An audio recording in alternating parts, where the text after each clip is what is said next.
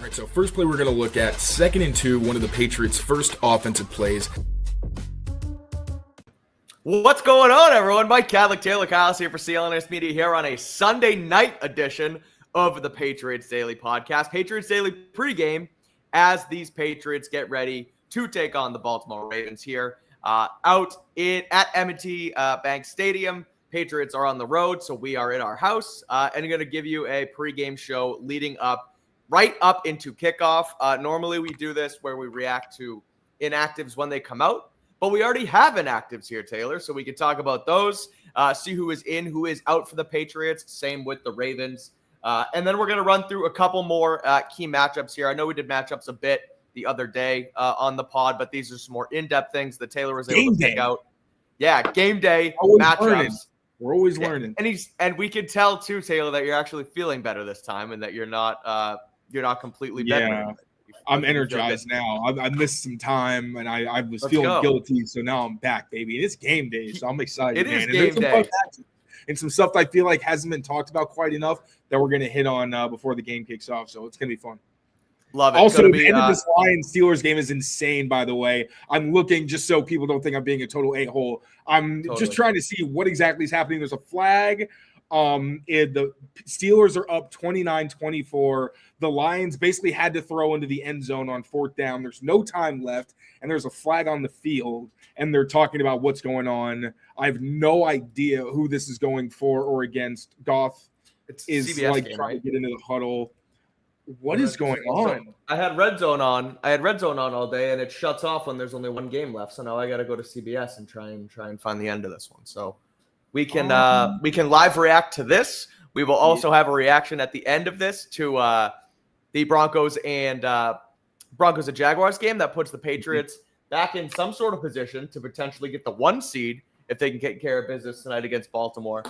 So plenty on the line here as we lead into Sunday Night Football. But Taylor, if you can potentially give me a reaction to some inactives when we once you take your eyes off this other game. But Patriots inactives for tonight, if you haven't seen already, Robert Spillane, Marcus Bryant, C.J. Dupree, Ethan Chisholm, and then Tommy DeVito is the emergency third quarterback. No real surprises here. Obviously, we knew that Robert Spillane was going to be out. Don't think he even traveled as he's continuing to get his health right, get his ankle right. But some good news here, which we'll also get to when we talk about some of these matchups, is the fact that Marcus Jones, Carlton Davis, Christian Barmore, and Harold Landry are all active for this one after coming in questionable. So their defense is really looking like they're obviously not at full health, but healthy enough to potentially go out there and try and play, which can be potentially huge against this Baltimore offense. And we'll see, because even last week, and I'm not saying it's that kind of case, but Robert Spillane made it to the game, but then didn't end up playing the snap. So we have to be very careful. But at the very least, you know that a lot of people who are going to be defending the run and playing near the line of scrimmage are banged up. Carlton Davis and Marcus Jones, 2 of your best run defenders. Robert Spillane, obviously, is one of the hearts of your defense and did, I think, benefit a lot from your defensive front. And some of that started to manifest once they got hit by injury. But, I mean, Christian Barmore with a knee injury, that's not insignificant either. Right. And this is feeling like a game where Kyrus Tonga and Corey Durden really need to step up for you because of the lack of maybe a blend of experience and talent on the interior of the defensive line. You've got some like sturdy veterans, but not a lot of explosive guys. And those guys who have more upside are very young, and you can't necessarily consistently depend on them. And that includes Elijah Ponder, the rookie edge defender who has played up and down depending on the situation. But I think he's going to be a big factor in this game, with Harold Landry suffering from a knee injury that I feel like has kind of held him back. So it's all about the defensive front, I feel like, when we talk about the injury report, because that's the unit you really need to look at with the microscope, because obviously you're facing one of the more explosive rushing attacks in the NFL, but we'll get more to that later. Yep, we have a live comment here from our guy Courtney. Said go live during the game, ask John. So we're not going to be live directly during the game. However, we are going to do a halftime show tonight. So it's obviously you only get like 15 minutes there, but we're going to react to what's going on at halftime. We'll be on here back again live with John. He's going to join us. So we'll have a quick little mid-game pod here as well with the Patriots on primetime. So make sure you keep it locked in here on Patriots Press Special. That'll be a quick little nice reaction to what's going on in the game so far. But those are your inactives. Robert Spillane, again, the big one out, but we already knew that coming in. So let's preview this game, Taylor, because clearly a lot on the line for the Patriots in this one.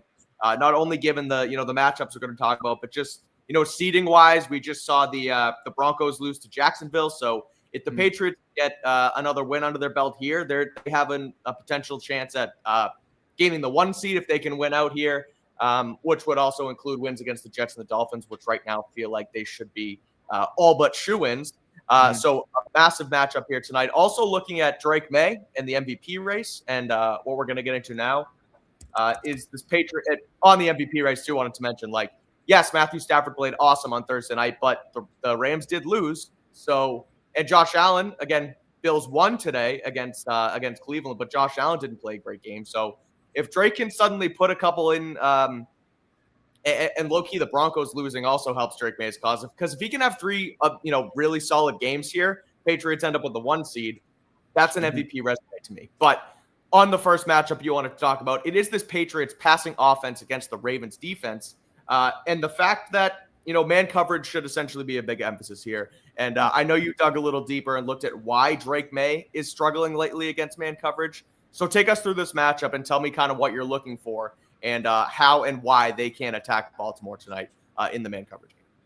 Yeah, and I think the man coverage struggles have low-key been manifesting for a little while, kind of when they started facing the higher caliber of defensive opponents like the Browns and the Falcons that really started to contest them, play more of these split field coverages.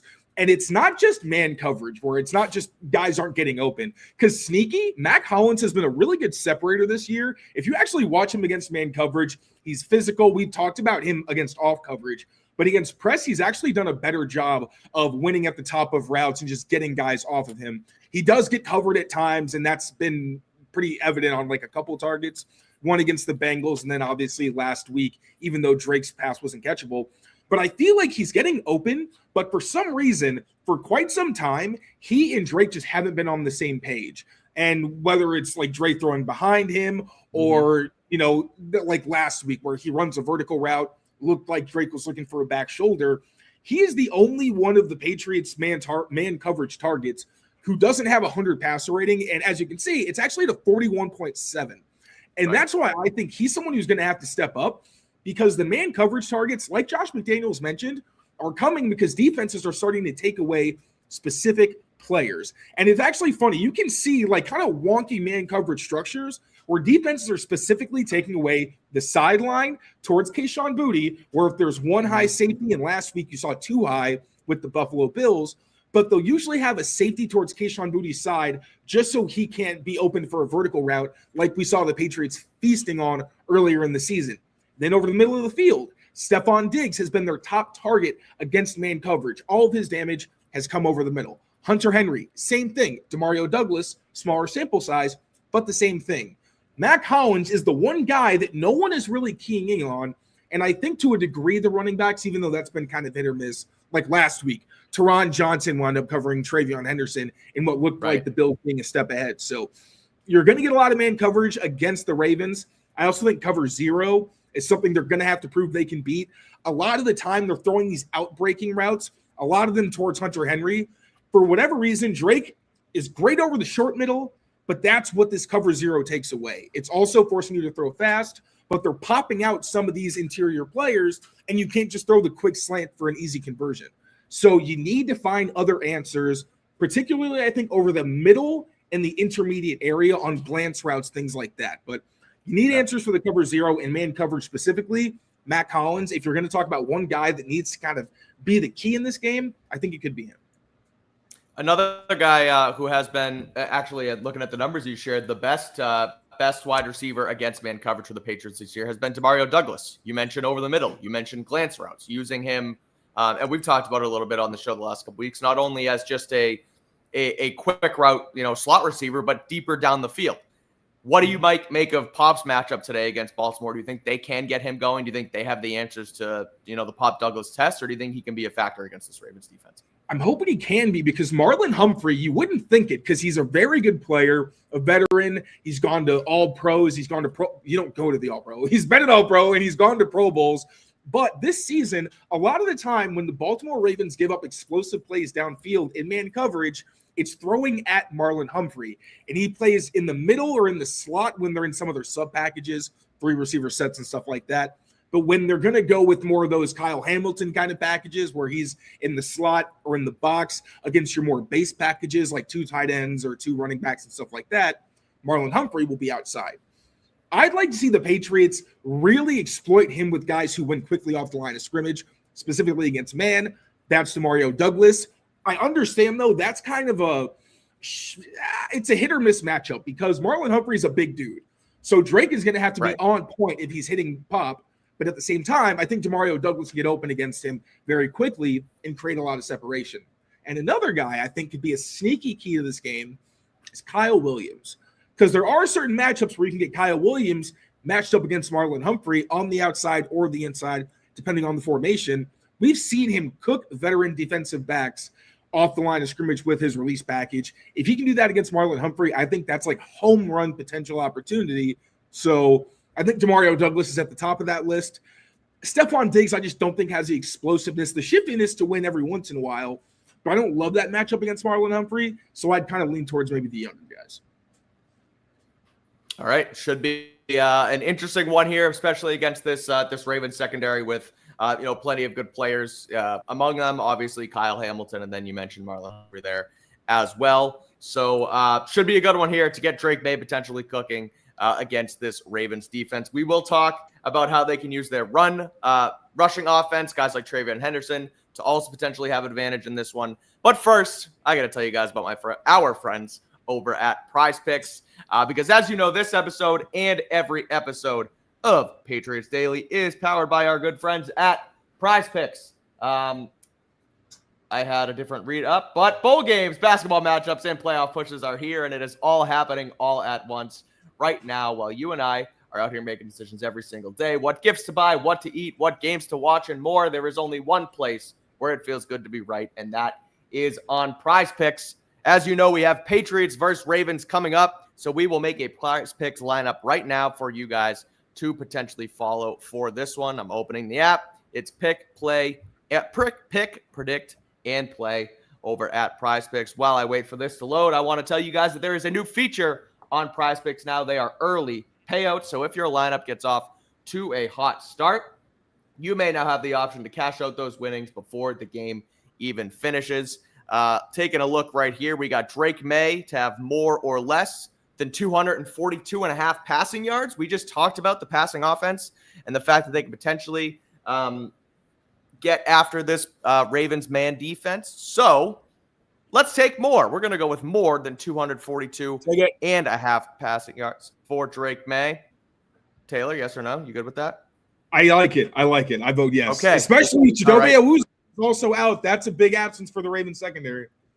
100%. So we will go with that, and then we will add one more on that side of the on the Ravens side of the ball. We will go with Derrick Henry to have more than half a rushing or receiving touchdown. That's an easy one. Put it in your lineups and follow along if you'd like to. And as you know, download the Prizepicks app today. Use that code CLNS, and you will get $50 in lineups after you play your first $5 lineup. Again, that's code CLNS, and you get $50 in lineups after you play your first $5 lineup. Prizepicks, it's good to be right. All right, let's talk about this Patriots rushing offense and how they could potentially attack the Ravens run defense, because Taylor, you have uncovered yet another interesting stat here as to how TreVeyon Henderson is not only just good on the outside, but he's actually good specifically to one side of the field here. So what did you find out, and how can this potentially be an advantage to the Patriots? And this was something we were hoping when you saw what the offensive line was probably going to look like when Morgan Moses was added. You got a big guy like him next to Mike Nwonu, who has his own like gravitational pull. So ideally, those two are going to be people movers on the right side. And maybe also you could supplement Garrett Bradbury being more of an undersized player and let your athletes on the left side pull and then just overload opposing defensive lines. That's starting to come to fruition, where we're seeing Mike Nwonu and Morgan Moses start to get better at their double teams on their climbs. Last week, we saw specific types of runs that allowed everybody to kind of play to their strengths, where Mike Nwonu and Garrett Bradbury on a double team, Bradbury's the one climbing, and Morgan Moses who's been awesome as a puller to the right side when they're running more of like their toss concepts, is pulling inside to lead the way for Ramondre Stevenson for a big run on the first play of the game. So I think they're really starting to key in on that right side the way that we were hoping they would before the bye. And some people think, oh, it's just Travion running outside.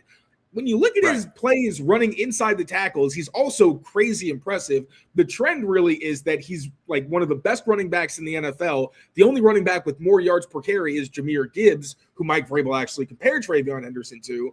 And you understand, right? There's been injuries on the left side. They're already inexperienced. But there was a time where really the only success they were having was outside one of the other tackles. Might have fallen off a little bit with Will Campbell. Of course, that was one of the strengths of his game. But you're really seeing this run game pop when Morgan Moses and Mike Nwenu were getting going. So look for that to be a key, especially because the Ravens edge defenders, Draymond Jones and rookie Mike Green, they're not slouches necessarily, but they will give up some runs to the outside. And I actually went and looked back because Mike Green is bottom 5 among edge defenders in PFF run defense. I looked at Abdul Carter, who's also bottom 5, and 3 of Travion Henderson's biggest runs of that game came specifically running at Abdul Carter. So I wouldn't expect a necessarily very different approach from the Patriots tonight if that's the kind of matchup they can scheme up.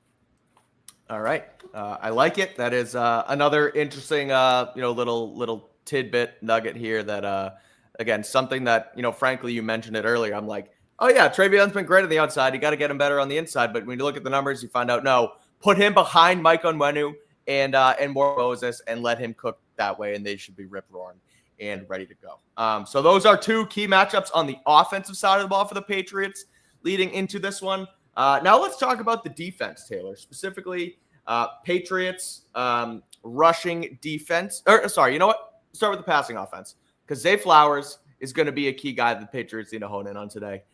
As you have here, his receiving in the slot, 3.06 yards per route, is the 4th most among wide receivers this season. Patriots, as we know, banged up in the secondary. Marcus Jones, Marcus Jones, and Carlton Davis will play, but they dealt with injuries all week and they were questionable. How do you think they attack this going against a guy in Zay Flowers who, again, can beat you pretty much anywhere on the field, inside, outside, all over the place? How do they attack this, and what are they going to do? I think it's going to be interesting to see how the cornerback snaps are divvied up because we don't know how injured Marcus Jones is or how injured Carlton Davis is. And also with Zay Flowers, a guy who plays kind of like Kyle Hamilton, where he'll play inside and outside depending on the personnel grouping. I wouldn't be surprised if they give Marcus Jones opportunities in some packages where you only have 2 cornerbacks. Most of that is because I don't love the matchup of Carlton Davis covering Zay Flowers, who's the kind of guy who will route up anybody. He's really good on double moves, and I just don't love Carlton Davis in those matchups, especially at this point in his career. No offense, he's very physical. We know he's competitive. That's just the quickness matchup isn't what I like with him. If it's a bigger guy that he can get his hands on, awesome. But I think Marcus Jones is better in that, especially if one is maybe more able to play than the other. Pure speculation. I don't want to get too much into that. Obviously. But I wouldn't be surprised if Marcus Jones does get more opportunities in some of their base packages, but you got to make sure that you are taking care of Zay Flowers. Also, because there aren't a lot of receiving threats, maybe you have Christian Gonzalez specifically shadow him, especially if you're worried about Carlton Davis's snap count, if Charles Woods has to play. We haven't really seen, I guess we have, like Jerry Jeudy and Drake London. They did have Christian Gonzalez specifically shadow, but we haven't seen it a ton lately. So Christian Gonzalez being a shadow for Zay Flowers, I wouldn't be surprised. But also, just to make sure you have that quickness advantage, maybe look for Marcus Jones to have a bigger role on the outside. And when it comes to Mark Andrews, you can't really not acknowledge him or these tight ends. Right. I wouldn't be surprised if this is a zone-heavy game for the Patriots so they can keep eyes on Lamar Jackson just in case he scrambles.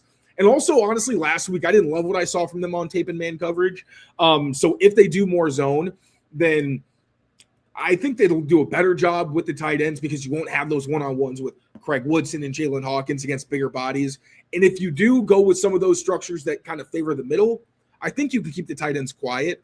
But a lot of that's going to be getting into panic mode, like Mike Vrabel calls it. And if you see play action, get out of there and make sure you kind of robot or get on your heels to take away those crossing routes, which they've done a good job of, to in the defense's credit. Sure. Outside of Zay, you're obviously looking at a Rashad Bateman and DeAndre Hopkins, or the what's left of DeAndre Hopkins. Any of those guys, those matchups, against this Patriots secondary not scare you, but, worry about those guys potentially beating you more than you would originally think going into the game? Not necessarily. I think DeAndre Hopkins is always a presence that you have to respect.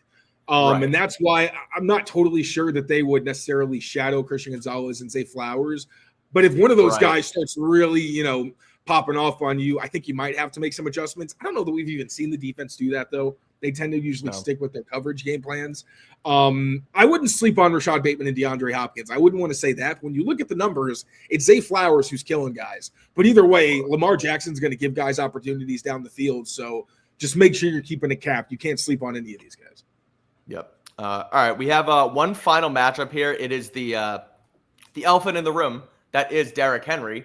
So I want to talk about that in a second, but I'm actually going to break us off here really quickly because it's a little past dinner time, but I think everybody can always be excited for some Omaha steaks. Look at that burger on screen right there. Always excited for our friends over at Omaha. It is holiday week, so from effortless holiday hostings to unforgettable gifts, you guys know that Omaha Steaks delivers the best steak experience in the world. And with Omaha Steaks, you know exactly what you are gifting. From USDA certified tender steaks to premium proteins, elegant sides, and even desserts, you can shop the season's top gourmet gifts right now at omahasteaks.com. And right now, our listeners get an extra $35 off with code Patriots at checkout. It's Sunday, and we had some time this afternoon. We were home, and there was no Patriots game on, so I had a little time to myself. So I cooked up my own Omaha Steaks for a nice early dinner to get me rip-roaring and ready to go for this one. Nice. And they make the holiday magic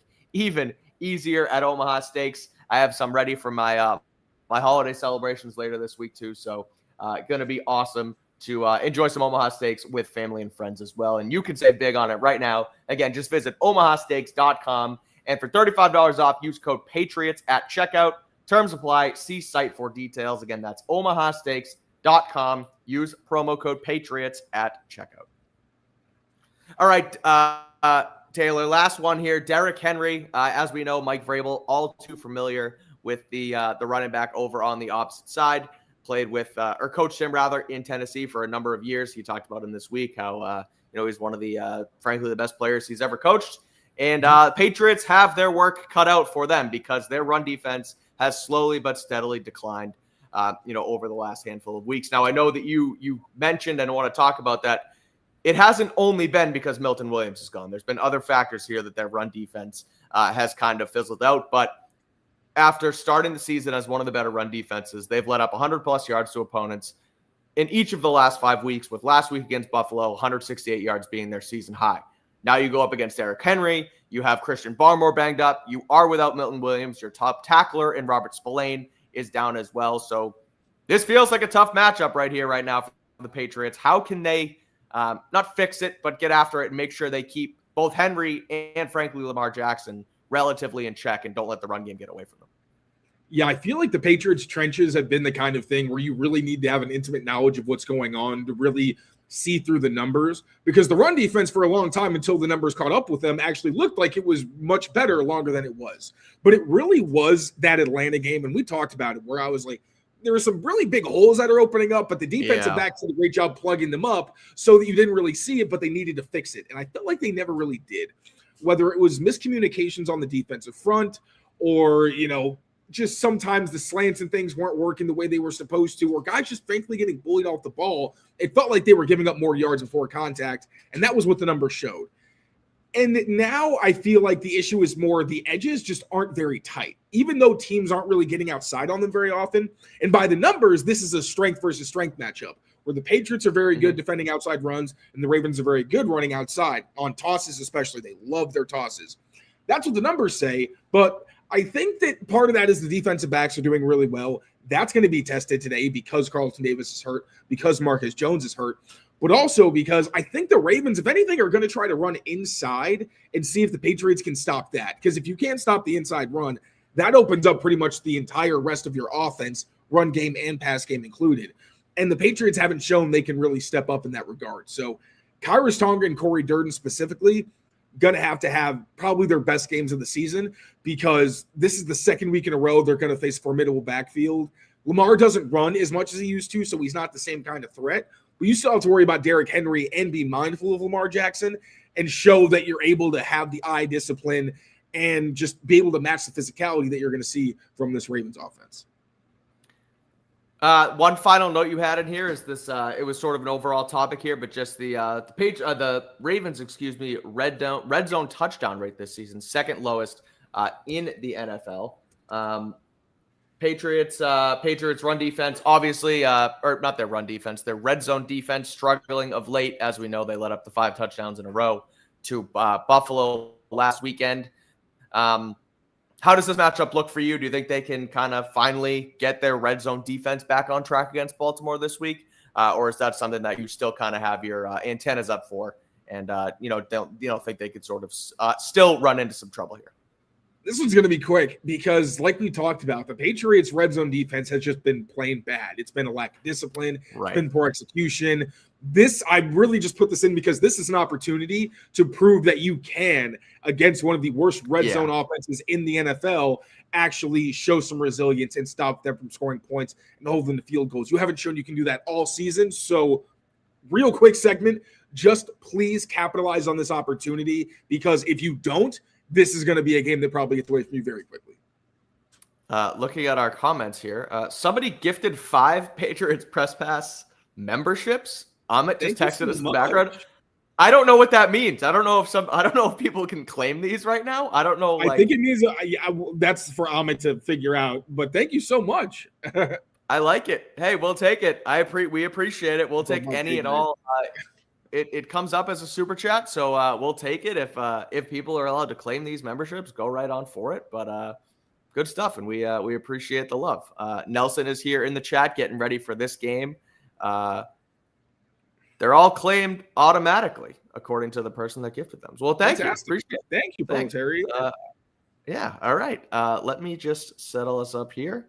We are 10 minutes until kickoff, Taylor. So we'll log out of here in a few minutes. Make sure we can get to our respective places to watch this game. A reminder, we will be back on here again at halftime. John Zandis is going to join us for a quick halftime recap, looking ahead to the second half of this one as Patriots try to get back on their winning track, their winning ways here. But one thing we did kind of want to talk about, whole NFL-wise, and I know we mentioned it a little bit before, but Denver lost today, sits at 12-3. Jaguars beat them 11-4. Now, Patriots can really potentially help themselves here. If they still need other things to happen, obviously, but if they win out, there is a track here to the 1 seed. I don't know how much of this game you were able to catch, Taylor. I was working and kind of half watching it in the background, but this Jacksonville team now won 6 in a row. They go into Denver and go win that game. I understand that you look at it from a Patriots view and say, oh, well, now maybe they can get themselves through the 1 seed. But what it also told me is that Jacksonville team is damn good. They're getting hot at the right time. And they showed today that they can go in and beat anybody in their own house. And for the Patriots perspective, I think it's still just another AFC team that's surging and showing that they're one of those teams you don't want to face, and why this game is so important. This is the last true test you're going to have until you hopefully reach the playoffs, and it's going to take a crazy scenario for the Patriots to not get there, where you lose to 2 of your AFC East rivals that got blown out. But really, the Ravens are the kind of team where you can have the confidence going into the playoffs, knowing you were able to get a road victory against a team that, banged up or not. I don't really care about the excuses. This is a good Ravens team. So if you can beat them, fantastic. You, too, are one of those surging teams that can take advantage of a wide-open AFC. But if you lose this game, it starts to feel more like 2021, where you were doing really well, but the weaknesses you had started to reveal themselves because of injuries and due to poor weather. And I feel like things start to kind of snowball. So we'll see what happens. I don't want to be alarmist, and I feel like maybe some of the content we pushed out this week kind of geared that way. But because of the injuries, this just feels like a really bad matchup for the Patriots. But if they come out on top, it says a lot more about you, and I think starts to lean more towards what you've shown for the entire season. But given what you've shown in the most recent game, and with even more significant losses to your roster, you're going to have to answer another pretty big test. I had my times wrong, and the game actually kicks off at 8:20, not 8:25. I don't know why I thought that. We only really have 3 minutes, so I'll quickly ask you, Taylor. I'll put your I'll hold you to the fire here. Give me a prediction. How do you think this game goes? Patriots win, lose, and if you have a score for me. I think the Patriots lose by 4 points. 4 points. All right. I'm going to follow that up with a 27-24 Patriots loss in Baltimore. Unfortunately, they dropped 2 in a row here. That's my prediction. The win. Hopefully they prove us wrong here. We'll see what happens. But again, Pat's kicking off now in 3 minutes, so we will be back here in just a little while at halftime with John Zanis for a halftime show here. And then after the game, we'll have Patriots postgame as well. Appreciate you guys joining us here before the game. Make sure to tune in during the game and after as well. Courtney's got his game prediction there, 21-17. Love it. You will see us at halftime. Oh, that's Nelson. My bad. Sorry, you can keep going. I'm just letting people get their face. You're good. You know? See you at halftime. Nelson says, see you after the game, 24-30. Patriots win. Okay, let's go, Pats. Going to be fun. Thank you, guys. This is good stuff. I love primetime football. Patriots on the main stage tonight. So that's what it's about. See you guys soon.